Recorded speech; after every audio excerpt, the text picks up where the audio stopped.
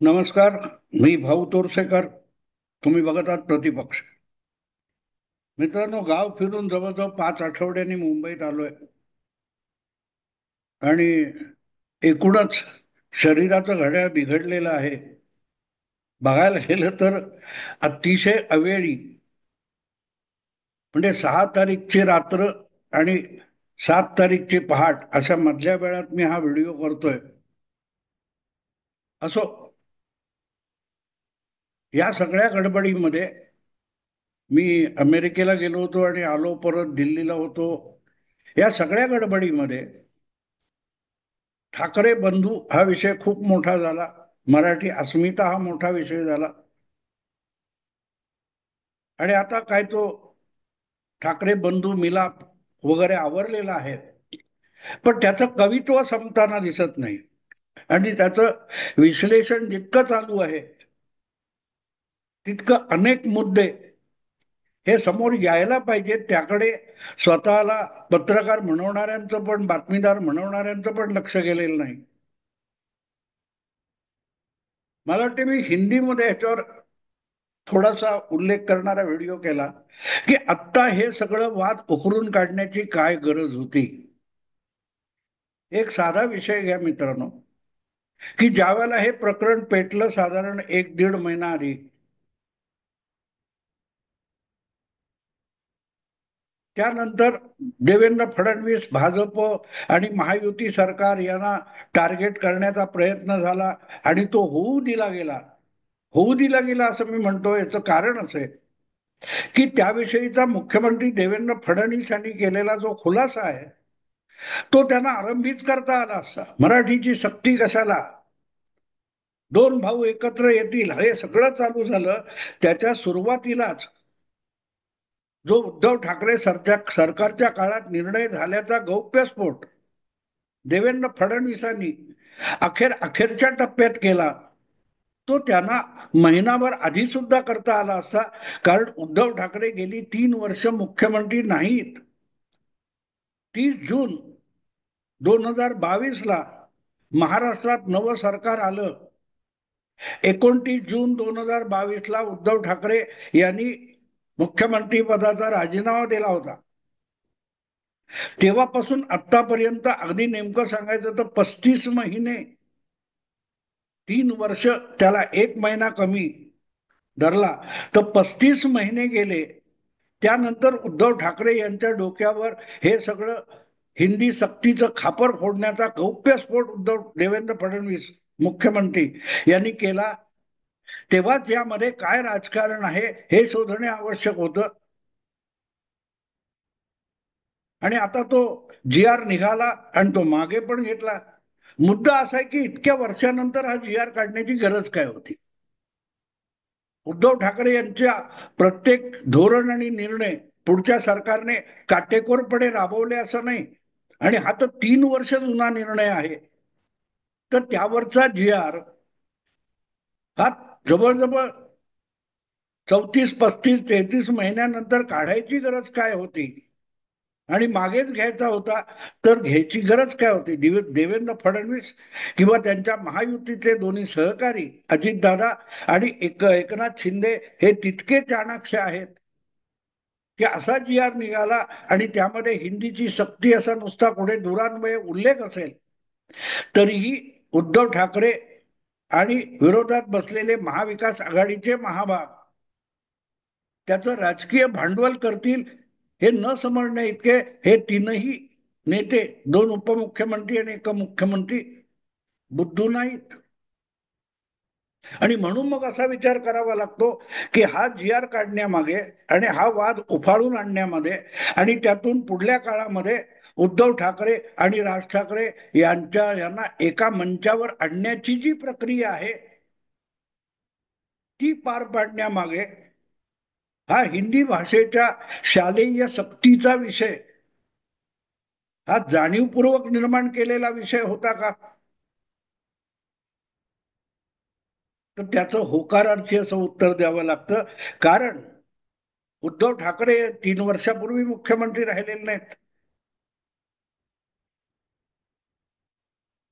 मुद्दा असा आहे मित्रांनो, की मग या सगळ्या नाट्याचा हेतू काय? ठीक आहे, दोन ठाकरे बंधू एकत्र आले तर त्याचा किती मोठा मीडियाने कितीही गवगवा केला तरी त्याचा प्रचंड राजकीय परिणाम महाराष्ट्राच्या राजकारणात होणार नाही, हे कुठलाही राजकीय विश्लेषक अगदी मनापासून प्रामाणिकपणे बोलायचं तर सांगेल की याचा महाराष्ट्रावर काहीही परिणाम होत नाही.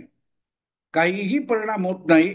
मराठी अस्मिता हा विषय बारकाईने बघितला तुम्ही तर पहिल्यापासून तो मुंबई आणि मुंबई रिजन MMRDA म्हणतात, ठाणे, रायगड, मुंबई शहर उपनगर एवढ्या पुरता मर्यादित होता. जेव्हा मराठी अस्मिता बाजूला ठेवून बाळासाहेबांनी हिंदुत्व हा झेंडा खांद्यावर घेतला, त्यानंतर बघता बघता महाराष्ट्रात शिवसेना पसरत गेली आणि शिवसेना हा महाराष्ट्रव्यापी पक्ष झाला. तेव्हा ठाकरे ब्रँड, मराठी अस्मिता हा विषय मुंबई बाहेरचा नाहीये. आणि मुंबईत फक्त 36 आमदार आहेत किंवा अगदी हिशोबात जायचं असेल तर मग खासदारांच्या संख्येत जवळजवळ मला वाटते 12 एक खासदार 25% पलीकडच्या महाराष्ट्राच्या राजकारणामध्ये मराठी अस्मिता हा मोठा विषय नाही. मग तरीही तो का गाजवण्यात आला? आणि म्हणून मला शंका येते की इतकं विचित्र वाटतंय की याच्या मागे काहीतरी राजकीय डाव आहे. आणि मग तो राजकीय डाव कुठचा आहे, कशा संदर्भात आहे? तुम्ही त्यानंतरच्या प्रतिक्रिया बघा. महिना दीड महिना ठाकरे बंधू एकत्र येणार आणि ते एकत्र आले तर अख्खा महाराष्ट्र डोळ्यात तेल घालून त्याची प्रतीक्षा करतोय अशी जी काय वर्णनं झाली ते होऊन गेलं. मी बोलतोय तेव्हा आता जवळजवळ 48 तास उलटत आलेले, पण त्याचा कुठलाही परिणाम मराठी समाज मनावर पडलेला दिसत नाही.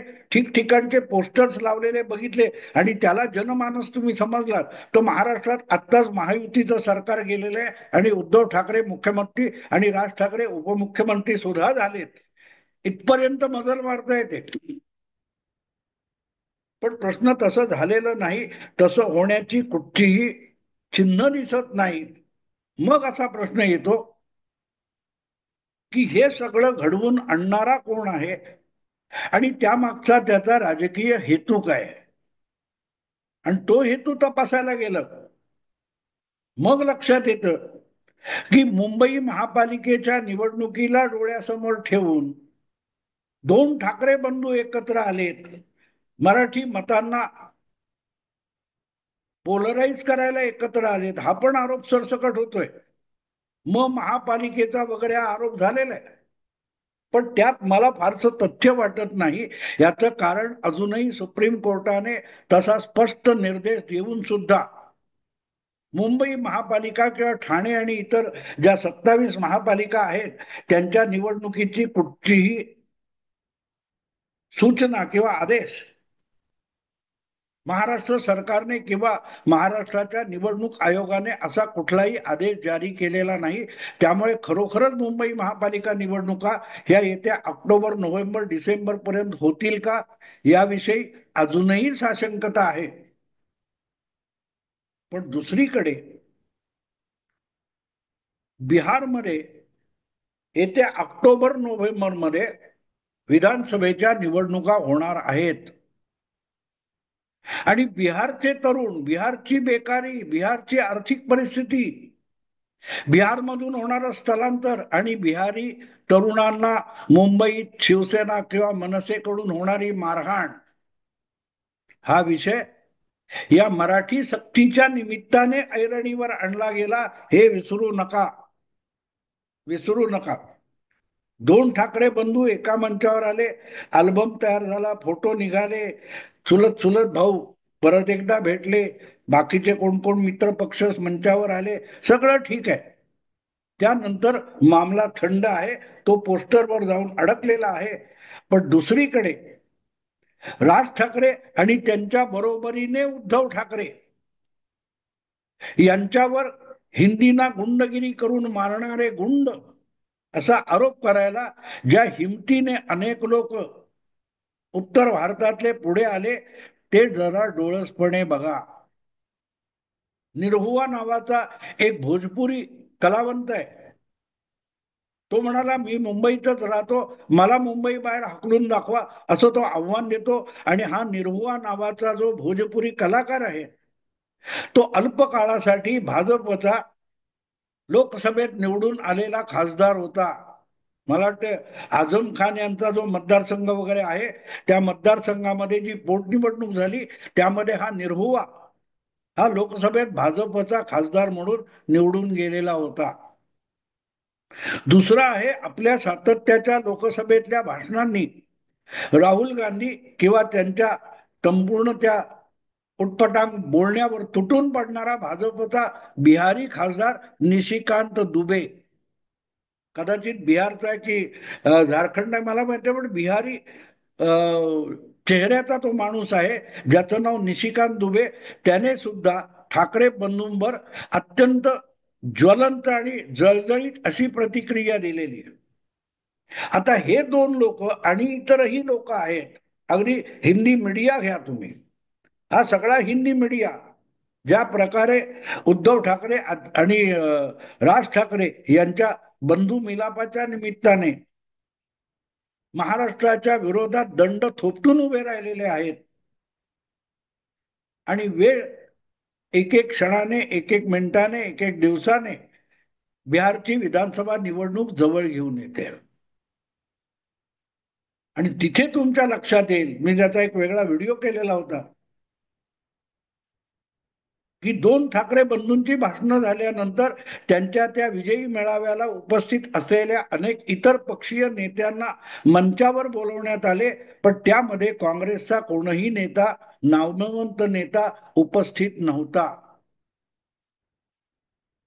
आणि इथे लक्षात येतं की जी बिहारची विधानसभा निवडणूक होऊ घातलेली आहे तिची वेळ ठरलेली आहे आणि त्या निवडणुकीमध्ये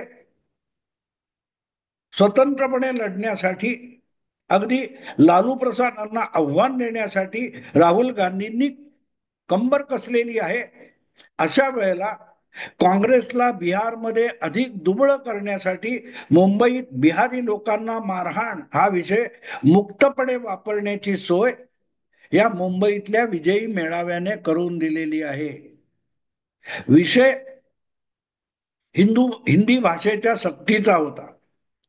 मग मराठी न बोलणाऱ्या काही व्यावसायिकांना मारपीट होण्याचा होता, जी गोष्ट मुंबईत नवी नाहीये. मुंबई ठाणे, मुंबई रिजन परिसर घेतला तर त्यामध्ये अशा घटना यापूर्वी अनेकदा घडलेल्या आहेत. आणि म्हणूनच तुम्हाला आठवत असेल की करोना लॉकडाऊन उठत असताना गुढीपाडव्याची सभा राज ठाकरेंनी घेतली आणि त्यानंतर त्यांनी अयोध्येला जाणार असल्याची घोषणा केली होती. अशा वेळेला मला तर त्यांचं नाव आठवत नाही, पहलवान शरण सिंग वगैरे कोणतरी आहेत, भाजपचे खासदार होते, पहलवान आहेत, पहलवान संघटनेचे नेते होते. त्यांनी बिहारी आणि उत्तर भारतीय मुलांना मारहाण करणाऱ्या राज ठाकरेंना अयोध्येत पाऊल टाकू देणार नाही अशी गर्जना केली होती, उलट चॅलेंज दिलं होतं. ते सुद्धा आता मैदानात आलेले आहेत. आणि मग अशी शंका येते की हा भाग किंवा हा सगळा वाद विवाद हा हिंदी भाषेच्या शालेय सक्तीचा नव्हताच, तो डेलिबरेटली करण्यात आला. आणि त्यामध्ये राज ठाकरे ओढले जाणारच, पण राज ठाकरे बरोबर उद्धव ठाकरे ओढले जातील आणि उद्धव ठाकरे ओढले गेले की उद्धव ठाकरे यांच्या सोबत महापालिकेच्या निवडणुका किंवा आधीच्या निवडणुका लढवणारे उद्धव ठाकरे सुद्धा ओढले जातील. आणि उद्धव ठाकरे ओढले गेले की बिहारमध्ये काँग्रेस हा महाराष्ट्रामध्ये बिहारींना मारणाऱ्या शिवसेनेबरोबर मनसेबरोबर आहे हा टाहो फोडता येतो, याची बेगमी या जी आर पुढे आणण्याने आणि मागे घेण्याने करून टाकली. याला राजकारण म्हणतात मी. तसा तो विषय आता ते कोण केडिया वगैरे त्यांनी माफी मागितले, विषय संपलेला आहे. आणि अंमलात येणारच नव्हता याविषयी सुद्धा सगळ्यांनी निश्चिंत राहावं. असे विषय अनेकदा मागे घेण्यासाठीच पुढे केले जातात आणि त्यामध्ये आपण किती फसायचं याचा सुद्धा संबंधित राजकारण्यांनी विचार करायचा असतो. उद्धव ठाकरे सध्या विधानसभा निवडणुकीनंतर इतके ढासळलेले आहेत आणि दिवसेदिवस त्यांना एक एक जण सोडून जातोय. अशा वेळेला त्यांना कुठून तरी आपलं अस्तित्व टिकवण्याची लढाई लढवायची आहे आणि राज ठाकरे यांना तर लोकसभा विधानसभा वगैरे निवडणुकांमध्ये गेल्या 10 वर्षात आपला प्रभाव दाखवता आला नाही आणि त्यामुळे त्यांना असा मराठीचा विषय मिळाला तर हवाच होता, पण तो विषय मिळाल्यानंतर दुर्बळ झालेले राज ठाकरे यांनी काय करावा स्वतंत्र विषय, पण अजूनही संपूर्ण नामशेष न झालेल्या उबाठा शिवसेनेने अशा विषयात स्वतःला किती झोकून द्यायचं याचा विचार करणं अगत्याचं होतं. एक म्हणजे हिंदीचा कडवा विरोध आणि दुसरी गोष्ट म्हणजे दोन ठाकरे बंधूंचं मिलन आणि त्यामध्ये संपूर्ण उभाटा सेना उद्धव ठाकरे यांचे सवंगडी साथी इतके वाहवत गेले की त्यांना भान राहिलं नाही की आपण महाविकास आघाडीत आहोत की आपण आता ओरिजिनल शिवसेना आहोत आणि त्या ओरिजिनल शिवसेनेच्या चळवळीत आहोत याचं भान राहिलं नाही आणि म्हणून ज्या गर्जना झाल्या त्या गर्जनांनी काँग्रेसला सावध केलं. काँग्रेस हळूहळू करत हिंदीच्या सक्ती विरोधात असलो तरीही हिंदी विरोधात नाही आहोत हे सांगायला काँग्रेसला पुढे यावं लागलं आणि ती सगळ्यात मोठी बिहारच्या निवडणुकीतल्या डावपेचाची चाहूल आहे. मुंबईत बिहारी तरुणांना बिहारी रोजगारी बिहारी व्यवसायी यांना होणारी मारहाण हा बिहारमध्ये विषय करायचा यासाठीच खेळलेला हा डाव होता का? मी डाव होता असं छाती टोकपणे सांगत नाही, पण त्याचे एकूण परिणाम बघितले तर असं साफ वाटतं या ठरवून खेळलेला डाव असावा.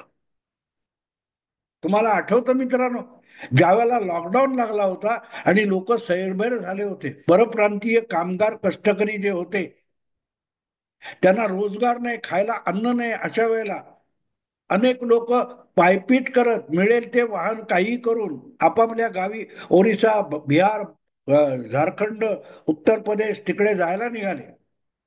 त्यांच्यासाठी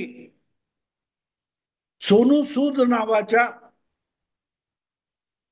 एका कलावंताने स्वखर्चाने त्यांची तिकीटं काढून केंद्र सरकारला विशेष रेल्वे गाड्या सोडायला लावल्या होत्या. तो सोनू सूद हा 2020च्या बिहार विधानसभेच्या निवडणुकीसाठी तयारी करतोय आणि इथल्या लोकांना हाताशी धरून या सगळ्या परप्रांतीयांना हाताशी धरून निवडणुकीसाठीच हे राजकारण करतोय, भाजपच्या प्रेरणेने करतोय असा आरोप उद्धव ठाकरे यांचे सगळ्यात निकटवर्ती संजय राऊत यांनी केला होता. आज सुद्धा योगायोगाने त्याची आठवण येते, कारण त्यावेळेला मुख्यमंत्री आणि सत्ता तुमच्या हाती असताना तुम्ही त्या परप्रांतीयांना मदत केली नाहीत आणि जो मदत करत होता त्याला सुद्धा बदनाम करण्याचे डाव संजय राऊत आणि उबाठा शिवसेना तेव्हाची अखंड शिवसेना खेळली. या सगळ्याचा एकत्रित परिणाम बघितला तर असं दिसतं की हा सक्तीची हिंदी हा विषय मुळातच नव्हता, विषयच नव्हता. तो उकरून काढण्यात आला, एक प्रकारे त्याचा एक सापळा लावण्यात आला आणि त्यामध्ये उद्धव ठाकरे अलगद येऊन अडकलेले आहेत. अर्थात हा सापळा आणि त्याच्यात फार मोठं सावज असं म्हणणे इतकी राज ठाकरे यांची आज ताकद नाहीये, पण मुंबई महापालिकेचा विषय घेऊन बिहारमध्ये काँग्रेसला जोडण्यासाठी उद्धव ठाकरे यांची देवेंद्र फडणवीसांनी एक प्रकारे शिकार केली असं म्हणता येईल. अर्थात हे कोणीही भाजपवाला कबूल करणार नाही, पण याचे परिणाम बघा. आणि आणखीन 2 महिन्यामध्ये बिहार विधानसभेच्या निवडणुकीचा प्रचार सुरू होईल, तेव्हा तिथे हे निशिकांत दुबे निरहुवा कलावंत जो आहे किंवा कोणतो शरण सिंग वगैरे पहलवान अशी मंडळी मैदान गाजवायला लागली की ती काँग्रेसवर उद्धव ठाकरेंचा साथी म्हणजे बिहारी तरुणांना व्यावसायिकांना मारहाण करणारे राजकारणी आहेत असा प्रचार बिहारमध्ये करतील याविषयी माझ्या मनामध्ये काडी मात्र शंका नाही. आणि त्यामुळे हा सगळा हिंदी सक्तीचा जो विषय आहे तो एक प्रकारे बिहारच्या निवडणुकीसाठी देवेंद्र फडणवीसांनी आपल्या पक्षाला प्रचाराचे मुद्दे पुरवण्यासाठी केलेली बेगमी आहे यात मला शंका वाटत नाही. आणि म्हणूनच वरळी डोम मध्ये झालेल्या त्या विजयी मेळाव्याला महाविकास आघाडीचे सर्व साथी पक्ष आणि नेते सहकारी हितचिंतक उपस्थित होते. पण काँग्रेसने त्याकडे पाठ फिरवली होती. कोणीही मला भालचंद्र मुणगेकर होते हे सांगू नये, कारण मुणगेकर कधी काँग्रेसमध्ये असतात कधी बाहेर असतात ते त्यांना पण माहित नाही. असो, जे मला यातले डावपेच दिसले ते तुमच्या समोर मांडले. आवडलं लाईक करा, शेअर करा आणि प्रतिपक्षाला सबस्क्राईब करा. नमस्कार.